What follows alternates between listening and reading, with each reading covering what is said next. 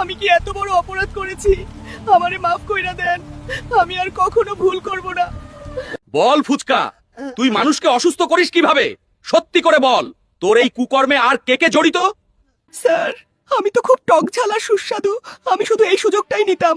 মানুষের পেটে গিয়ে আস্তে আস্তে হজম শক্তি গভীর করতাম, তারপর অ্যাসিডিটি, পেট ব্যথা আর কত রোগ আমি নিজেই জানি না। অনেক হয়েছে, ফুচকাকে নিয়ে রেডি হও, আমরা এখন কোর্টে যাচ্ছি।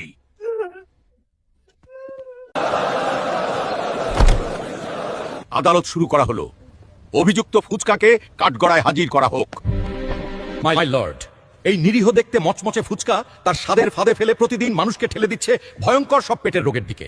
অ্যাসিডিটি, গ্যাস্ট্রিক, আলসার সবকিছু শুরু এখান থেকেই। আজ যদি একে ছেড়ে দেওয়া হয়, আগামীকাল আরো কত মানুষের পেট নষ্ট হবে তার কোনো হিসাব নেই। আসামি ফুচকা, তোমার কি কিছু বলার আছে?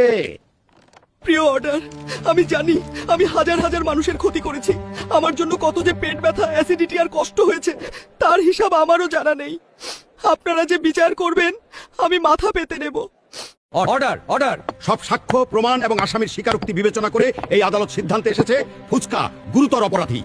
জনস্বাস্থ্যের ক্ষতি করার দায়ে এই আদালত ফুচকাকে দণ্ডবিধির ৩০২ ধারায় দোষী সাব্যস্ত করছে। মাগো, আর কখনো ফুচকা বিক্রি করব না, আমার এইবার বাঁচান।